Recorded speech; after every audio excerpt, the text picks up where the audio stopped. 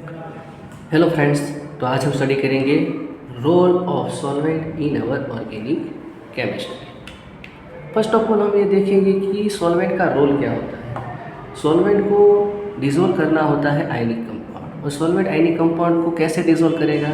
जो ionic compound में हमारे कैटायन और एनायन है उसके बीच में जो ऑलरेडी आयनिक बॉन्ड है उसको वो ब्रेक कर पाएगा, तभी तो वो उसे डिसॉल्व कर पाएगा।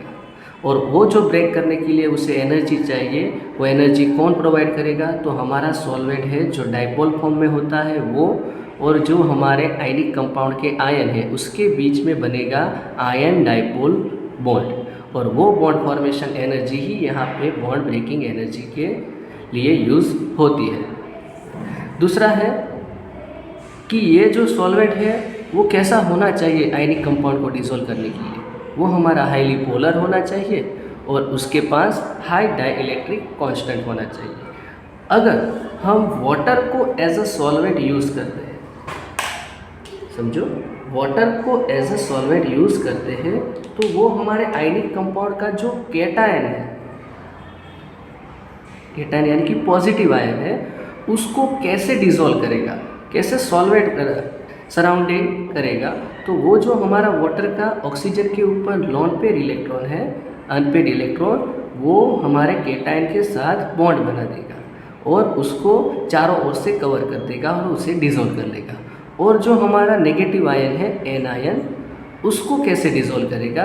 तो उसको हमारा जो ऑक्सीजन के साथ कनेक्टेड हाइड्रोजन है वो उसके साथ हाइड्रोजन बॉन्ड बनाएगा।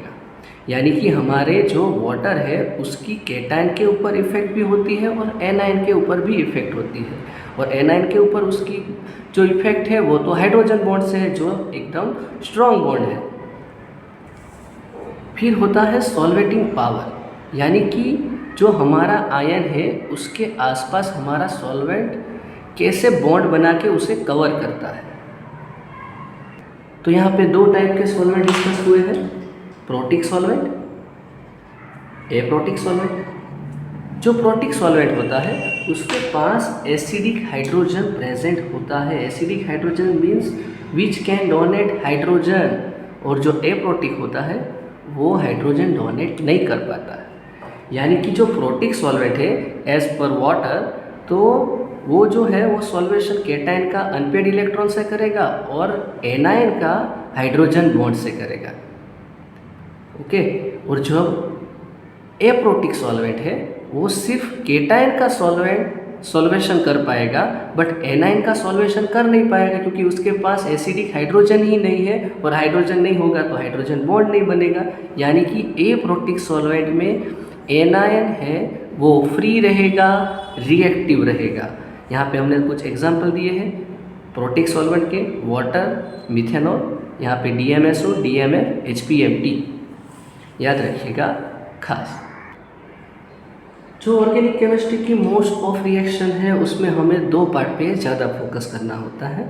एक होता है नॉन आयनिक कंपाउंड और दूसरा होता है ionic compound. Non ionic compound mostly हम यूज़ करते हैं ऑर्गेनिक कंपाउंड, और आयनिक कंपाउंड में ऑर्गेनिक भी हो सकता है, इनऑर्गेनिक भी हो सकता है। ओके। अगर हम as a solvent water use करेंगे तो नॉन आयनिक कंपाउंड के लिए पुअर सॉल्वेंट होगा, जबकि आयनिक कंपाउंड के लिए वो गुड सॉल्वेंट होगा। बट अगर हम कोई भी नॉन पोलर सॉल्वेंट यूज़ कर रहे हैं लाइक ईथर, बेंजीन, क्लोरोफॉर्म, तो वो हमारे नॉन आयनिक कंपाउंड के लिए अच्छा है, बट आयनिक कंपाउंड के लिए पुअर सॉल्वेंट है। पर हमें तो ऐसा कोई सॉल्वेंट चाहिए जो हमारे दोनों पार्ट, नॉन आयनिक और आयनिक, दोनों को डिसॉल्व कर पाए। अगर हम इसके लिए कोई भी अल्कोहल यानी कि मिथेनॉल, इथेनॉल यूज़ करेंगे तो उसके पास दो पार्ट होते हैं। एक होता है अल्काइल पार्ट जो नॉन पोलर होता है, which can dissolve non ionic compound, और दूसरा होता है हाइड्रोक्साइल पार्ट जो होता है आयनिक कंपाउंड, वो आयनिक कंपाउंड को डिसॉल्व कर पाते हैं। और कई बार हम वाटर और अल्कोहल का मिक्स भी यूज़ कर सकते हैं न्यूक्लियोफिली एलिफेटिक सब्स्टिट्यूशन रिएक्शन के लिए। तो सबसे पहले हम यहाँ देखेंगे प्रोटिक सॉल्वेंट और हमारे ऑर्गेनिक कंपाउंड उसके बीच में कैसे प्रोसेस होती है। प्रोटिक सॉल्वेंट है तो उसके पास एसिडिक हाइड्रोजन होगा, कैटायन को तो वो अनपेड इलेक्ट्रॉन से सॉल्वेशन कर पाएगा, एनायन को वो हाइड्रोजन बॉन्ड से सॉल्वेशन करेगा।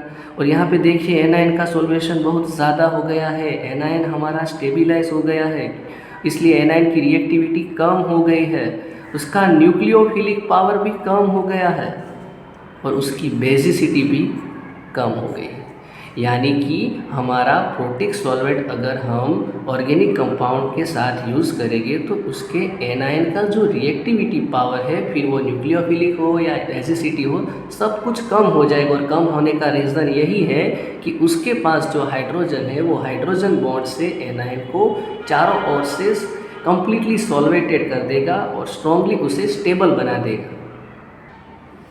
यहाँ पर हम देखेंगे एप्रोटिक सॉल्वेंट और ऑर्गेनिक कंपाउंड की बात, aprotic solvent and organic compound की बात कि कैसे हमारा एप्रोटिक सॉल्वेंट ऑर्गेनिक कंपाउंड को डिसॉल्व करने में हेल्प करता है, यानी कि कैसे वो उसके साथ रिएक्शन करता है। कैटायन तो ऑब्वियसली सॉल्वेटेड हो जाएगा क्योंकि उसके पास अनपेड इलेक्ट्रॉन तो होने ही है क्योंकि वो भी पोलर ही है। बट जो एप्रोटिक सॉल्वेंट है वो एनायन को सॉल्वेटेड नहीं कर पाएगा बिकॉज उसके पास एसिडिक हाइड्रोजन नहीं है, इसलिए वो हाइड्रोजन बॉन्ड नहीं बनाएगा। तो एनायन है वो रिएक्टिव रहेगा, बेसिक रहेगा और न्यूक्लियोफिलिक रहेगा।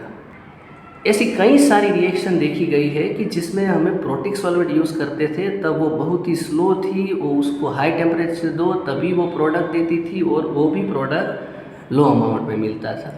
सिर्फ उसमें हमने प्रोटिक से एप्रोटिक में कन्वर्ट किया तभी वो रैपिड हो गई है, रूम टेम्परेचर पे होने लगी और हाई यील्ड प्रोवाइड करने लगी है।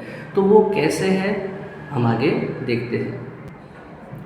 यहाँ हम देख सकते हैं कि जैसे ही आयन का साइज छोटा होगा, साइज ऑफ आयन डिक्रीज होगा, उसके ऊपर सॉल्वेशन एबिलिटी ज़्यादा होगी। जितना सॉल्वेशन ज़्यादा उतनी ही उसकी डिस्पर्जल ऑफ चार्ज ज़्यादा, और जितना डिस्पर्जल ऑफ चार्ज ज़्यादा उतनी ही आयन की स्टेबिलिटी ज़्यादा, और आयन जितना स्टेबल उतना वो कम रिएक्टिव होगा। तो यहाँ पे हम देख सकते हैं किसी भी रिएक्शन के लिए reactant should be less stable. जितना रिएक्टेंट कम स्टेबल होगा उतना ज़्यादा एक्टिव होगा, और जितना उसका ट्रांजिशन स्टेट स्टेबल होगा उतना हमें प्रोडक्ट ज़्यादा मिलेगा। हम यहाँ देख सकते हैं कि हम SN1 रिएक्शन में पहले दोनों सॉल्वेंट के रोल चेक करेंगे। मोस्टली पोलर सॉल्वेंट का ही हम देखेंगे कि SN1 रिएक्शन होता कैसे है कि जबकि हमारा अल्काइल हैलाइड है उसमें से पहले हैलाइड आयन रिमूव होता है, कार्बोकैटायन फॉर्म होता है, और उस कार्बोकैटायन पे कोई भी न्यूक्लियोफाइल आके अटैक करेगा और हमें प्रोडक्ट मिलेगी। यहाँ पे रिएक्टेंट है वो लेस पोलर है, इसलिए वो कम स्टेबिलाइज होता है और रिमेन इनएक्टिव, वो एक्टिव रहेगा। जबकि ट्रांजिशन स्टेट है वो उसके कंपेयर में ज़्यादा पोलर है और वो सॉल्वेशन से ज़्यादा स्टेबिलाइज होगा अगर हम प्रोटिक सॉल्वेंट यूज़ करते हैं। याद रखो प्रोटिक सॉल्वेंट पोलर को ज़्यादा स्टेबिलाइज करेगा। यहाँ पे रिएक्टेंट से ट्रांजिशन स्टेट ज़्यादा पोलर है इसलिए वो ज़्यादा स्टेबिलाइज होगा। अगर वो कम पोलर है तो कम स्टेबिलाइज होगा, यानी कि वो एक्टिव रहेगा। और हमने देखा जितना ट्रांजिशन स्टेट ज़्यादा स्टेबल रिएक्शन उतनी फास्ट होगी। ओके, तो यहाँ पे हमने ग्राफ दिया है वो इंडिकेट करता है, यहाँ पेंसिल का जो ग्राफ है वो विदाउट सॉल्वेंट बनाया है, यानी कि जब हम कोई सॉल्वेंट यूज़ नहीं करते हैं तब हमारा अल्काइल हैलाइड है उसमें से हैलाइड दूर होके जो कार्बोकैटायन बनेगा उसके लिए एनर्जी बहुत ज़्यादा चाहिए। जबकि हम अगर प्रोटिक सॉल्वेंट यूज़ करते हैं, जो रेड लाइन से ग्राफ दिखाया है उसमें दिखा जाए तो जो एनर्जी है वो कम चाहिए, यानी कि activation energy with solvent is less as compare to without solvent. यानी कि हम अगर प्रोटिक सॉल्वेंट यूज़ करेंगे तो SN1 रिएक्शन ज़्यादा फास्ट होगी। सेम डिटेल हम देखेंगे SN2 रिएक्शन। SN2 रिएक्शन में प्रोटिक सॉल्वेंट क्या काम करेगा, तो जैसे हमने आगे देखा यहाँ पे देखो SN2 रिएक्शन होता है, न्यूक्लियोफाइल पहले हमारे रिएक्टेंट पे अटैक करेगा, उसके साथ पहले ट्रांजिशन स्टेट बनाएगा। यहाँ पे ट्रांजिशन स्टेट में न्यूक्लियोफाइल भी साथ में हाजिर है और लिविंग ग्रुप भी हाजिर है। तो यहाँ पे ट्रांजिशन स्टेट में देखो नेगेटिव चार्ज जो है वो स्प्रेड हो चुका है, यानी कि डिस्पर्स हो चुका है, यानी कि इससे कंपेयर में इसकी पोलैरिटी कम है। जो जितना लेस पोलर होगा उसका सॉल्वेशन कम होगा, सॉल्वेशन कम होगा तो वो रिएक्टिव रहेगा। जबकि हमने देखा था ट्रांजिशन स्टेट जितना स्टेबल होगा प्रोडक्ट ज़्यादा मिलेगी। यहाँ पे ट्रांजिशन स्टेट लेस स्टेबिलाइज होगा। क्यों? क्योंकि उसके ऊपर जो चार्ज है वो डिस्पर्स हो गया है, जबकि रिएक्टेंट है उसके ऊपर तो कम्प्लीटली एक जगह पे कॉन्सेंट्रेटेड चार्ज है, वो हमारे प्रोटिक सॉल्वेंट से ज़्यादा स्टेबिलाइज होगा, इसलिए वो लेस रिएक्टिव बन जाएगा। यानी कि प्रोटिक सॉल्वेंट है वो हमारे रिएक्टेंट में जो ट्रांजिशन स्टेट है उसको लेसली स्टेबिलाइज करता है, और लेस स्टेबिलाइज होगा तो प्रोडक्ट भी कम मिलेगी। यानी कि protic solvent decrease the rate due to deactivation of nucleophile को वो डीएक्टिवेट कर देता है।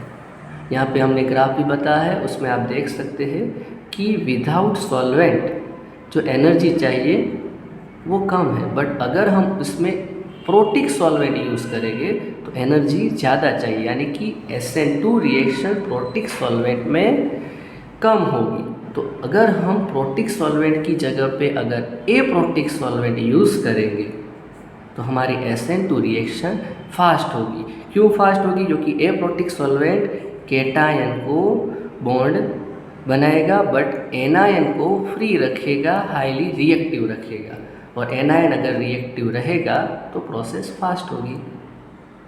Thank you.